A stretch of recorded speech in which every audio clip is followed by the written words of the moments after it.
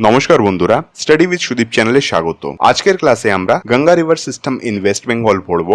যেমনটা তোমরা থাম্বনেল দেখে বুঝতেই পারছো, এর আগে কিন্তু আরো দুটো ক্লাস হয়েছিল। তো প্রথম ভিডিওতে আমরা দেখেছিলাম যে উত্তরাখণ্ডে পঞ্চপ্রয়াগ মিলে গঙ্গা নদীর সৃষ্টি কিভাবে করছে, আর সেকেন্ড ভিডিওতে আমরা দেখেছিলাম উত্তরাখণ্ডে গঙ্গা নদীর সৃষ্টির পরে সে কোন কোন পথ দিয়ে উত্তরপ্রদেশ, বিহার হয়ে পশ্চিমবঙ্গে প্রবেশ করছে, আর সেই মাঝপথেই কিন্তু কোন কোন নদী এসে মিলছে গঙ্গা নদীতে সেটাও কিন্তু আমরা দেখেছিলাম। বেশ ডিটেলে ছিল ক্লাসগুলো। তোমরা যদি সেই ক্লাসগুলো দেখোনি তো অবশ্যই দেখে নেবে, এই ভিডিও ডিসক্রিপশনসে তুমি লিঙ্ক পেয়ে যাবে। কারণ একটাই, যে আজকের ক্লাসের পরে কিন্তু গঙ্গা রিভার সিস্টেমটা কমপ্লিট হয়ে যাবে। এরপরে আমরা যখনই গঙ্গা রিভার সিস্টেম করব, তো আমরা এইভাবে কিন্তু অ্যানিমেশনের সাহায্যে করব না। তখন আমি কমপ্লিট তোমাকে একটা ম্যাপ দেখাবো যেখানে রিভার মার্ক করা থাকবে, আর সেখানে WBCS বা অন্যান্য স্টেটের পাবলিক সার্ভিস কমিশনে কেমন প্রশ্ন আসতে পারে বা CGL এ কোন ধরনের প্রশ্ন তোমাকে দিতে পারে, সেরকম প্রশ্ন কিন্তু আমরা সেই ক্লাসে প্র্যাকটিস করব। তার জন্যই কিন্তু তোমার বেসিকটা ক্লিয়ার হওয়া খুব প্রয়োজন। বেসিকটা যদি ক্লিয়ার থাকে তাহলেই আমি তোমাদেরকে অ্যাডভান্স লেভেলের ক্লাস প্রোভাইড করাতে পারবো। তো তার জন্যই বলবো যে এই তিনটে ক্লাস কিন্তু একটু মন দিয়ে দেখে নাও, তাহলে গঙ্গা রিভার সিস্টেমটা তোমাদের কমপ্লিট হয়ে যাবে। চ্যানেলে যারা নতুন আছো তাদেরকে আমি রিকোয়েস্ট করবো যে চ্যানেলকে যদি তুমি এখনো সাবস্ক্রাইব করোনি তো সাবস্ক্রাইব করে নাও, আর বেল আইকনটা অবশ্যই প্রেস করে দাও, যাতে প্রত্যেকটা ক্লাসের নোটিফিকেশনস ও নিউ জব আপডেটসগুলো তোমার কাছে সহজেই পৌঁছে যেতে পারে। আর প্রত্যেকদিন আমাদের চ্যানেলে ক্লার্কশিপ প্র্যাকটিস সেট ম্যাডাম করাচ্ছেন, তো সেই ক্লাসেসগুলো তোমরা কিন্তু দেখতে পারো।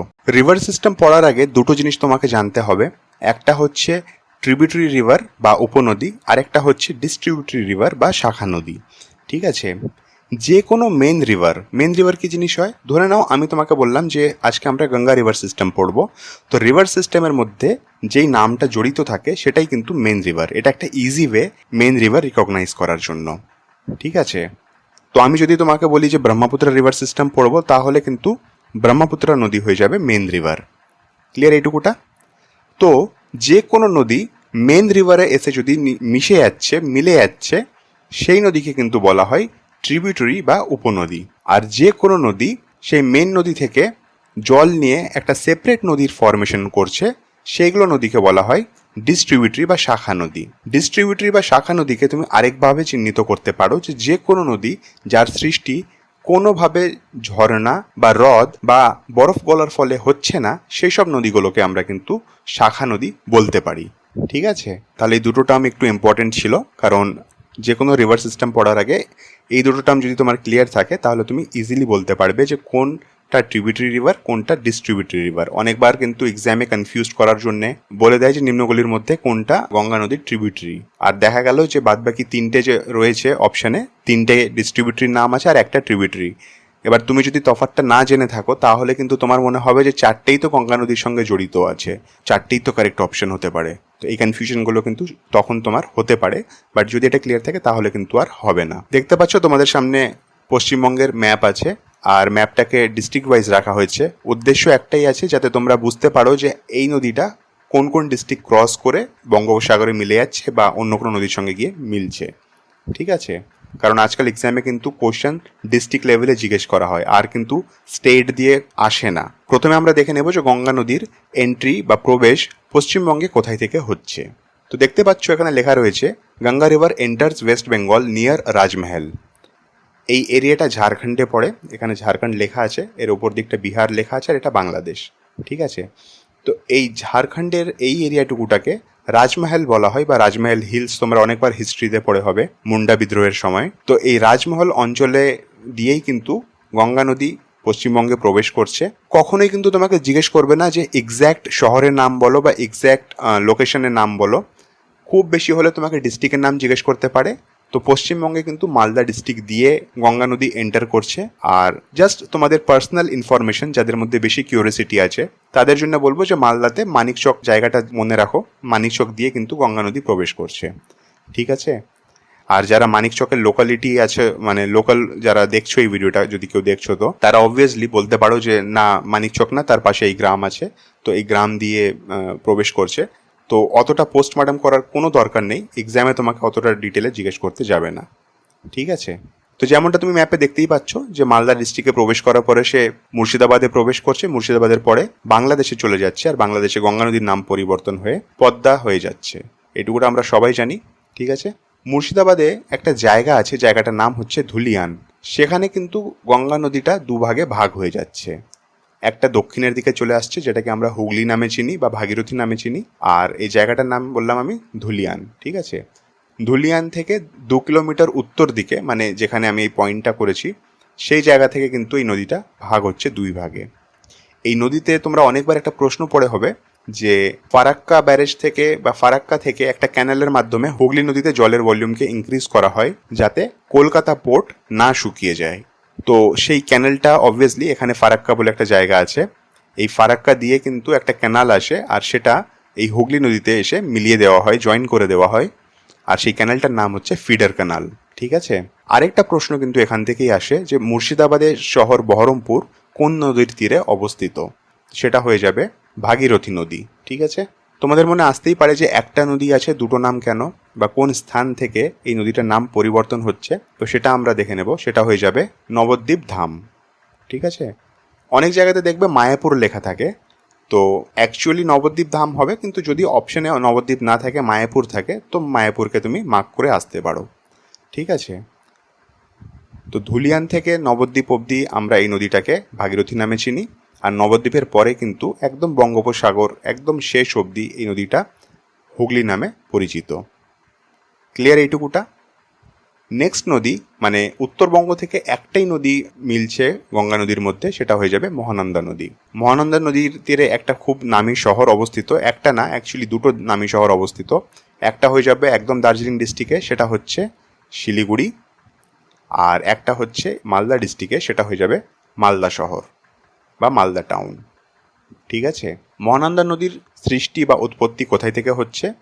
তো সেটা হবে দার্জিলিং ডিস্ট্রিক্টের মহালদিরাম। এই মহালদিরামটা কোথায় আছে? তো এটা হয়ে যাবে ঘুম রেঞ্জে।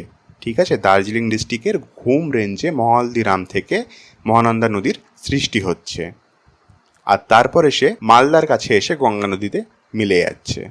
এখানে দেখতে পাচ্ছ যে মহানন্দা নদীটা পুরো দার্জিলিং ডিস্ট্রিক্ট ক্রস করার পরে বিহারে প্রবেশ করছে। বিহারে প্রবেশ করার পরে কিন্তু উত্তর দিনাজপুরের প্যারালাল চলছে, আর তারপরে সে এখানে দুটো ভাগে ভাগ হচ্ছে, একটা নাম হয়ে যাচ্ছে ফুলহার, আর একটা হয়ে যাচ্ছে অ্যাজ ইট ইজ মহানন্দা। এই দুটোই কিন্তু আবার গঙ্গা নদীতে এসে মিলে যাচ্ছে। ঠিক আছে, এখানে কিন্তু মহানন্দা নদীর অনেকগুলো উপনদী আর শাখা নদী আছে, সেগুলো কিন্তু আমরা দেখছি না। কারণটা হচ্ছে এই ভিডিওর উদ্দেশ্য হচ্ছে শুধুমাত্র গঙ্গা রিভার সিস্টেমের উপরে ফোকাস করা। একটা আমরা সেপারেট ভিডিও আনবো যেখানে আমরা পশ্চিমবঙ্গের নদ ও নদী দেখব, তখন কিন্তু আরও অন্যান্য নদীর নামও আমি তোমাকে ডিটেলে বলবো। আচ্ছা, এখানে একটা বড় উদাহরণ দেখতে পাচ্ছ তুমি, ফুলহার নদী। ফুলহার নদীটা কি হবে, শাখা নদী না উপনদী? এটা কিন্তু তুমি কমেন্ট করে আমাকে অবশ্যই জানাবে। যাদের এই কনসেপ্টটা ক্লিয়ার আছে তারা কিন্তু অবভিয়াসলি কমেন্ট করবে। নেক্সট আমরা যে নদীটা দেখব সেটা হয়ে যাবে ময়ূরাক্ষী। ময়ূরাক্ষী নদীর সৃষ্টি হচ্ছে ত্রিকুট হিল বা ত্রিকুট পাহাড়, ছোটনাগপুর প্লেটিউ ঝাড়খণ্ডে যেটা রয়েছে, সেখান থেকে সৃষ্টি হচ্ছে, আর এটা কালনায় এসে ভাগীরথী নদীতে মিলে যাচ্ছে। ঠিক আছে, খুব ছোট ছোট ইনফরমেশন দরকার। এখানে আমি তোমাকে কিচ্ছু বলতে যাব না যে ম্যাসেঞ্জার ড্যাম এখানে আছে বা তিলপাড়া ব্যারেজ, এইসব কিচ্ছু আমি এখানে ডিসকাস করছি না। পশ্চিমবঙ্গের ড্যাম একটা তোমাকে আলাদা ভিডিওতে সার্ভ করা হবে, আলাদা ভিডিওতে তোমাকে বোঝানো হবে, কারণ আমার চেষ্টা সব দিনই এটাই থাকে যে তোমাকে আমি যা পড়াচ্ছি সেইটুকুটা যাতে মুখস্থ করিয়ে দিতে পারি, যাতে নেক্সট টাইম যখন তুমি পড়তে বসো তোমার এটা না মনে হয় যে এটা একটু নতুন করে আমি দেখছি, এটা কি জিনিস, এই জিনিসটা যাতে না হয় তোমার। তার জন্যই কিন্তু আমি জাস্ট ছোট্ট একটা টপিকের উপরে ফোকাস করেছি, আমরা তার চারপাশে কিন্তু যাচ্ছি না। নেক্সট আমরা রিভার দেখবো, সেটা হয়ে যাবে অজয় নদী। অজয় নদীর সৃষ্টি কোথায় হচ্ছে? অজয় নদীর সৃষ্টি হয়ে যাচ্ছে দুমকা ডিস্ট্রিক্টে, যেটা অবভিয়াসলি ঝাড়খণ্ডে অবস্থিত, আর এটা ভাগীরথী নদীর সঙ্গে মিলছে কাটুয়াতে। ঠিক আছে, নেক্সট আমরা দেখব দামোদর নদী, খুব ফেমাস নদী, এটাকে সরো অফ বেঙ্গলও বলা হয়। দামোদর নদীর সৃষ্টি হয়ে যাচ্ছে খামারপিট হিল অফ ছোটানাগপুর প্লেটিউ, আর এটা কিন্তু জয়েন করছে হুগলি নদীকে কোথায়? হাওড়া ডিস্ট্রিক্টের এখানে রয়েছে উলুবেড়িয়া বলে একটা জায়গা, সেখানে কিন্তু সে হুগলি নদীর সঙ্গে মিলে যাচ্ছে। ঠিক আছে, নেক্সট আমরা দেখব কংসাবতী। কংসাবতী না, অ্যাকচুয়ালি যখন মিলবে হুগলি নদীর সঙ্গে তখন এর নামটা হয়ে যাবে হলদি নদী। কংসাবতী আর কেলেঘাই নদী এসে যখন মিলছে তো সেই জয়েন্ট নদীকে কিন্তু হলদি নদী বলা হচ্ছে।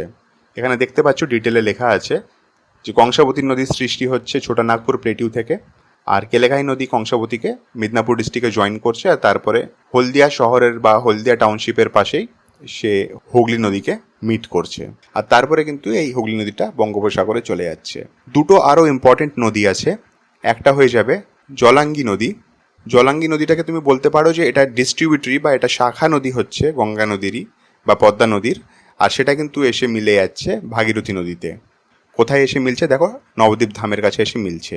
এখানে একটু ডিস্ট্রিক্টটা এদিক ওদিক হয়ে গেছে, ডিস্ট্রিক্টটা একটু উপর, এই নদীটা একটু উপর দিকে মার্চ করলে ভালো হতো, এই জায়গাটা একটু মিস্টেক আছে, ঠিক আছে, এটা একটু জাস্ট উপরের দিকে মিলিয়ে দিলেই ঠিক হয়ে যাবে। দেখো এই একটা নদী কিন্তু ডিস্ট্রিবিউটরি আর ট্রিবিউটরির কাজটা দেখিয়ে দিচ্ছে তোমাকে। জলাঙ্গি নদী পদ্মা নদীর ডিস্ট্রিবিউটরি আর ভাগীরথী নদীর কিন্তু ট্রিবিউটরি, বা বলতে পারো যে পদ্মা নদীর শাখা নদী আর ভাগীরথী নদীর উপনদী, ঠিক আছে। আরেকটা নদী আছে, সেটা হচ্ছে চূর্ণী নদী। চূর্ণী নদীটা সৃষ্টি হচ্ছে মাথাভাঙা নদী থেকে, আর মাথাভাঙা নদীর সৃষ্টি দেখতেই পাচ্ছ যে পদ্মা নদী থেকে হচ্ছে, ঠিক আছে। আর এই চূর্ণী নদীটা কিন্তু রানাঘাটের পাশেই শিবপুর ঘাট বলে একটা জায়গা আছে, সেখানে গিয়ে কিন্তু হুগলি নদীতে মিশে যাচ্ছে, ঠিক আছে।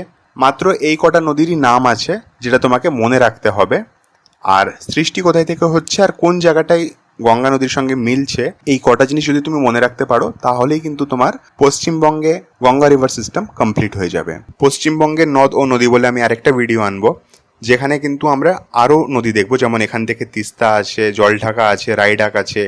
উত্তরবঙ্গের অনেকগুলো নদী কিন্তু তোমার এই গঙ্গা রিভার সিস্টেমে কভার হয় না, সেগুলো কিন্তু আমরা সেই ভিডিওতে দেখব। আজকের ক্লাসের এইটুকুটাই তোমাদের ইনফরমেশন প্রোভাইড করানোর ছিল, আর আমাদের গঙ্গা রিভার সিস্টেম কিন্তু কমপ্লিট হয়ে গেল। যদি আজকের ক্লাসটা ভালো লেগে থাকে তো প্লিজ ভিডিওটাকে লাইক করে দেবে, আর তোমার মতন যারা প্রিপারেশন নিচ্ছে তাদের সঙ্গে এই ভিডিওটাকে শেয়ার করে দাও। কোনো যদি তোমাদের হোয়াটসঅ্যাপ গ্রুপ থাকে সেখানে এই ভিডিওটাকে একটু শেয়ার করে দাও। তোমাদের মধ্যে যদি কেউ এখনও চ্যানেলকে সাবস্ক্রাইব করোনি তো তাদের কাছে আমি আবার রিকোয়েস্ট করবো যে প্লিজ চ্যানেলটাকে সাবস্ক্রাইব করে নাও, আর বেল আইকনটা অবশ্যই প্রেস করে দাও। তাহলে দেখা হচ্ছে নেক্সট ক্লাসে, ততক্ষণ পড়তে থাকো, রিভাইজ করতে থাকো।